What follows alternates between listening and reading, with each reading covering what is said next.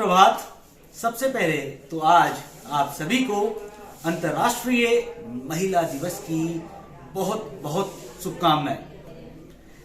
जैसा कि आप सभी जानते हैं कि स्त्री इस संसार का सूत्रधार है। वो एक माँ भी है, एक शिक्षिका भी है, एक डॉक्टर भी है, एक गृहिणी भी है। हर प्रकार की परिस्थिति में स्त्री अपने दायित्वों का निर्वहन करती है। तो हमने आज सोचा कि आप लोगों से एक ऐसी शख्सियत को रूबरू कराया जाए जिन्होंने अपने जीवन के 40 बहुमूल्य साल, 4 दशक इस संसार या इस देश के निर्माण में लगा दिए, क्योंकि वो जुड़ी हुई हैं शिक्षा के क्षेत्र से। हम कहते हैं घर बनाओ, फर्नीचर बनाओ, लेकिन ये जो शख्सियत है इन्होंने इंसान बनाए हैं और उस शख्सियत का नाम है श्रीमती पूनम जोशी जी। तो मैं सबसे पहले तो चाहूंगा कि मैम अपना एक छोटा सा संक्षिप्त परिचय यहाँ पे दें। मेरा नाम पूनम जोशी है। मैं इस विद्यालय का अपने विद्यालय से बहुत लंबे समय से, अब गिनती करना तो मुश्किल है, बहुत लंबे समय से जुड़ी हुई है। मेरा एक पहला परिवार है। मेरे मन में आता कि मेरा पहला परिवार है, क्योंकि सब कुछ मुझे इस विद्यालय से मिला है। मान सम्मान जो कुछ भी मिला, इतनी पहचान आज उत्तराखंड में शायद बहुत से लोग ऐसे हैं जो मुझे पी जोशी मैडम के नाम से अभी भी पहचानते हैं, क्योंकि शिक्षा के क्षेत्र से जुड़ी हूं। तो बहुत सारे बच्चे हमारे ऐसे निकल आए हैं जो उत्तराखंड के हर क्षेत्र में कहीं ना कहीं नाम रोशन कर रहे हैं, अपना भी और हमारे विद्यालय का भी, अपने माता पिता का भी। उनके जरिए मैं उत्तराखंड में भी शायद बहुत ज्यादा लोगों को पहचानती हूँ और बहुत लोग मुझसे भी परिचित हैं। तो मेरा यही है कि मेरा जो है सर्वप्रथम जो मैंने यहाँ पर विद्यालय में जब कदम रखा था, तो तब तो मेरी शादी भी नहीं हुई थी। तो उस समय से, क्योंकि मेरे पिताजी यहाँ पर थे, तो आना जाना विद्यालय में लगा रहता था मेरा, और मुझे अच्छा भी लगता था। मैं पढ़ती थी, तब एमए फाइनल था मेरा। तो उस समय फिर उसके बाद जब मैंने पढ़ाई अपनी समाजशास्त्र से एमए कर लिया था, तो हमारा विद्यालय उस समय, क्योंकि हिंदी की पढ़ाने के लिए हिंदी विषय होना अनिवार्य होता था, तो उसके बाद मैंने फिर हिंदी से एमए किया दोबारा कि मुझे हिंदी पढ़ाने को मिलेगी। फिर मैंने उसके बाद साहित्य रत्न किया, इसी विद्यालय में रह के साहित्य रत्न किया, जिससे मुझे हाई स्कूल में उस समय फिर पढ़ाने का मौका मिला। और तब से बस यही है, सिलसिला चलता आ रहा है और मैं बनी भी हूँ बच्चों के साथ। और मेरा अब लगाव कहते हैं या क्या कहते हैं कि सब कुछ विद्यालय है। मतलब मैं हूँ तो मैं सोचती हूँ विद्यालय है तो मैं हूँ, ऐसी मेरी धारणा है। जब कोई कहते हैं अरे उनका स्कूल, मैं कहती नहीं, हमारा स्कूल भाई, उनका नहीं, हमारा स्कूल, मेरा स्कूल, मैं कह के, हम कह के मैं आगे बढ़ती चली आ रही हूँ। और अभी आप लोगों के जो लोग मुझे समझते हैं, पहचानते हैं, तो मैं आप लोगों के सम्मुख हूँ। आप कुछ भी मुझसे पूछ सकते हैं, कभी आ सकते हैं, मिल सकते हैं, और स्वागत रहेगा आपका वुडलैंड्स सीनियर सेकेंडरी स्कूल में। तो जो भी बच्चे यहाँ पर हमारे पुराने हैं, उन लोगों का मैं स्वागत करती हूँ कि आएं और मिलें और अपने इस विद्यालय को देखें कि विद्यालय अब कहाँ से कहाँ पहुँच गया है।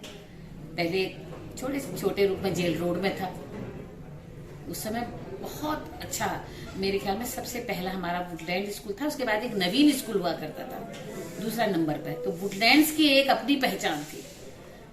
82 बच्चे क्लास में होते थे, 2 हेल्प, एक टीचर एक हेल्पर हर क्लास में होता था। बहुत नाम था, जब यानी कि हम लोग वुडलैंड्स में पढ़ा रहे हैं तो बड़े हम लोगों का रहता था, अरे वुडलैंड्स में पढ़ाते हो, अरे वुडलैंड्स में पढ़ाते हो। तो आज वुडलैंड्स सीनियर सेकेंडरी हो गया, उसमें वुडलैंड एकेडमी था, तो अब सीनियर सेकेंडरी हो गया है। और मैं देख रही हूँ कि दिन पर दिन बढ़ते ही चला जा रहा है। तो सर बहुत अच्छा लगता है कि वुडलैंड नाम ही जब मैं कहती हूँ तो मुझे मैं भाव विभोर हो जाती हूँ। 4 दशक कम नहीं होते, 40 साल, इतनी तो कितनों की उम्र भी नहीं होगी। और कितने ऐसे होंगे जिनके जो बच्चे हैं वो भी 10वीं या 12वीं कक्षा में अब हो गए होंगे, जिनको आपने पढ़ाया होगा। तो उस 40 साल में, जो ये 40 साल का समय रहा है, उस समय पढ़ाने की पद्धति अलग रही होगी। और जिस तरीके से एक तरीके से स्वरूप चेंज होते गया और जिस तरीके का आज स्वरूप है, तो आप क्या देखती हैं कि उस समय का जो पढ़ाने का स्वरूप अच्छा था, ये जो आज ये पद्धति में परिवर्तन आया है, ये ज्यादा लाभदायक है? सर ऐसा है, परिवर्तन तो प्रकृति का नियम है, परिवर्तन हुआ है। उस समय बच्चे बहुत अच्छे संस्कारवान, और गुरु और शिष्य का जो हमारा संबंध होता था सर, ऐसा होता था सिर्फ वो मेरा बच्चा है, मैं उसकी माँ हूँ। इस तरीके से बच्चे हम लोगों के साथ आदर सम्मान के साथ पढ़ते थे, क्योंकि लिखने का ज्यादा रहता था, क्योंकि पढ़ाई का ज्यादा था। ये तो सब था ही नहीं, फोन नहीं थे, और ये आजकल की तरह ये ऑनलाइन ऑफलाइन ये कुछ भी नहीं था, तो पढ़ाने पर ज्यादा ध्यान दिया जाता था। तो 2-2 टीचर्स एक क्लास में रहते थे, तो एक टीचर पढ़ाता था, दूसरा टीचर होमवर्क वगैरह चेक करता था। आप समझ लीजिए कि कैसा उस समय होता होगा, लेकिन संबंध बहुत अच्छे होते थे, बहुत बढ़िया। एक गुरु और शिष्य के जो संबंध थे, वास्तव में लगता था कि हाँ, कि हम कहीं पर पढ़ा रहे हैं और बच्चे पढ़ रहे हैं।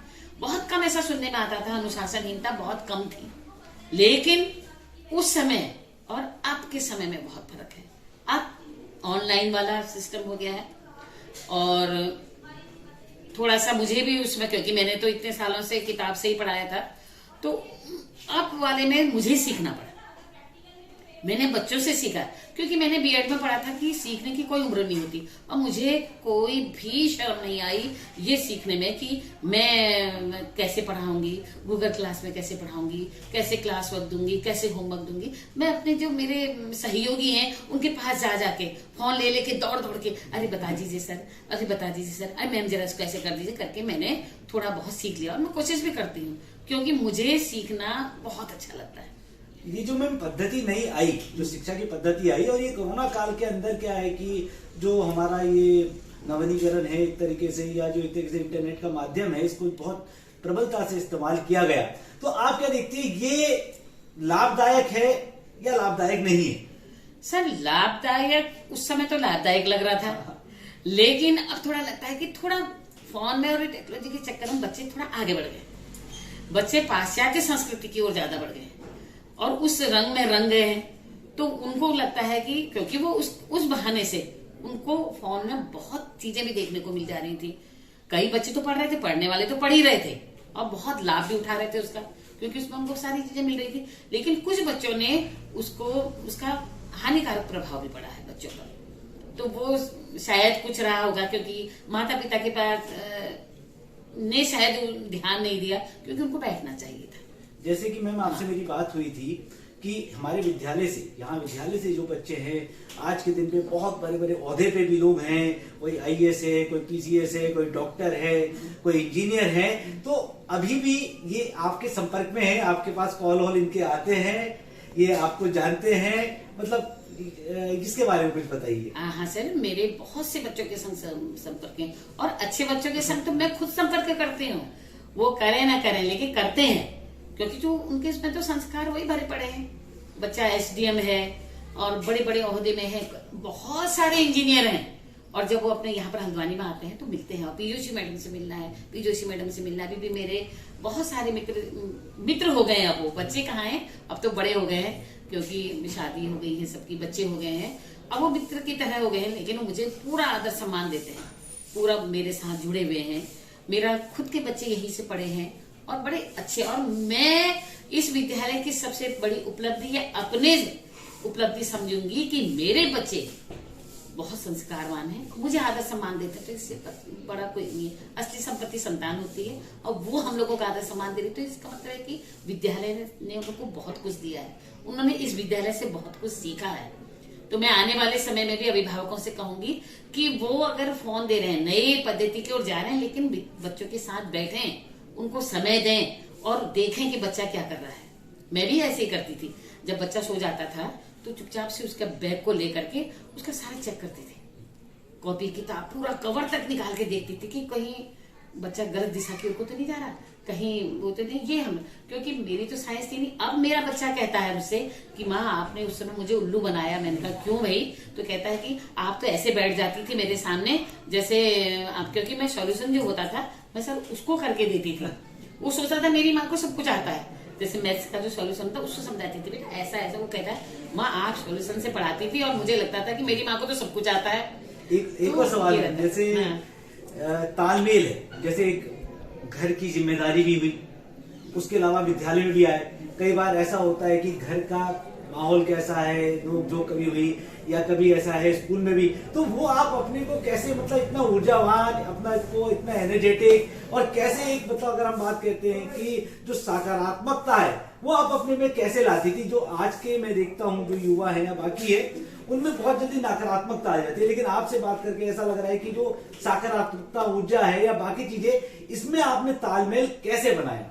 सर ऐसा है, मैंने कभी अपने में नकारात्मक विचार आने ही नहीं दिए, क्योंकि समस्याएं हर सबके जीवन में होती है सर। लेकिन मैंने उन समस्याओं को वहीं तक रखा और हमेशा मुस्कुराते हुए समस्याओं को हल कर दिया। मतलब मैंने उन समस्याओं को बाहर समझ के नहीं लिया कभी भी। अभी भी मैं क्या करती हूँ, थोड़ा सा तालमेल बना लेती हूँ, थोड़ा सा मुस्कुरा दिए, थोड़ा सा सॉरी कह दिया, थोड़ा सा कुछ कह दिया, तो मेरा अच्छा बन पाता है। थोड़ा जल्दी उठने की मेरी आदत है। 3:50 का मेरा 12 महीने का अलार्म रहता है सर। मैं 4 बजे उठ के अपना काम निपटा के घर का भी जितना हो सकता है थोड़ा बहुत करके फिर विद्यालय आती हूँ, फिर विद्यालय में रंग जाती हूँ। फिर विद्यालय आके घर से कोई मतलब नहीं, हाँ घर जाती हूँ फिर घर का संभाल लेती हूँ। ये है कि थोड़ा मुस्कुराते मुस्कुराते चल रही जिंदगी तो बढ़िया हो रहा है। एक और सवाल भी, जैसे इस विद्यालय के साथ ही आपने 40 साल बिता दिए, इस अंतराल में क्योंकि आपका अनुभव इतना बड़ा है कि बाकी और जगह से भी आपके पास क्या प्रस्ताव आए हुए, बाकी ऐसी क्या चीज है जिसने आपको इस विद्यालय के प्रति जोड़े रखा और आप हमारे बाकी लोगों से भी कहना चाहेंगे कि ये हमारे विद्यालय की विशेषता है जो आपको कहीं अन्य विद्यालय में नहीं मिलेगी? सबसे बड़ी बात होती है सर मैनेजमेंट और मेरा तालमेल, ये बहुत बड़ी बात है। क्योंकि जो पहले वाले हमारे में प्रबंधक महोदय थे उनके संग तालमेल बनाए रखा मैंने। और सबसे बड़ी बात ये थी कि विद्यालय के साथ ईमानदारी, साथ नियम के साथ चली, ईमानदारी से काम किया और जो नीति उन्होंने बनाई उस पर मैं चली, तो मेरा तालमेल सही रहा। लेकिन उस समय ये था कि करो, करना है, ये करना है, ये करना है, ये करना था, हम लोग करते थे। और अब जो है, अब जो प्रबंधक महोदय हैं हमारे, उनकी नीति ये है कि चलो करते हैं, हम सब मिलके करते हैं, हम सब मिलके करते हैं, तो और ज्यादा ऊर्जा आ रही, क्योंकि वो कर रहे हैं, पहले कर रहे हैं फिर हमसे करवा रहे हैं। तो ये मैंने परिवर्तन देखा सर, और ये बहुत बड़ी बात है कि करो और करते हैं कहने का जो है, उससे विद्यालय जो हमारा आज हल्द्वानी के अच्छे स्कूलों में गिना जा रहा है। सब वुडलैंड्स को लोग पहचानने लगे हैं। सेंट लॉरेंस के यहाँ पर से मैं कल निकल रही थी तो मुझसे कहा आप वुडलैंड्स में पढ़ाती है ना, तो मुझे बहुत अच्छा, मैंने कहा आप कैसे पहचानती? आप पीजोशी मैडम है ना? हाँ मैं पीजोशी मैडम। तो अच्छा लगता है सर, मुझे पीजोशी मैडम के नाम से ही सब लोग पहचानते हैं। और मैं चाहती हूँ कि मेरा ये नाम वुडलैंड के साथ हमेशा बरकरार रहे। और दूसरा, जब तक मेरे पैर और जब तक मेरी ईमानदारी साथ दे रही है, मैं चाहूंगी कि मैं अंतिम सांस तक अपने विद्यालय के साथ जुड़ी रहूं। मुझे तो वो समय देख कभी से जुड़मुड़ी हो जाती कि अगर मेरे पैरों ने साथ दे दिया और मुझे घर बैठना पड़ेगा, क्या मैं जिंदा रह पाऊंगी? अब आप समझ लीजिए सर मेरा क्या लगाव है इस विद्यालय के साथ, मेरी आत्मा है। तो आशा करते हैं कि आप सबको भी पीजोशी मैडम के साथ जो ये हमारा संवाद हुआ, ये अंतर्राष्ट्रीय महिला दिवस में, और हम खुद अपने को सौभाग्यशाली समझते हैं कि आज मैम ने अपना ये बहुमूल्य समय हमें दिया। और लगता है कि आप लोगों को भी ये संवाद अच्छा लगा होगा। तो इसी के साथ आप लोगों को, अपनी जीवा को मैं विराम देता हूँ। धन्यवाद। फिर मिलेंगे एक नए शख्सियत के साथ, एक नई व्यक्ति के साथ, एक नई ऊर्जा के साथ। तब तक के लिए धन्यवाद।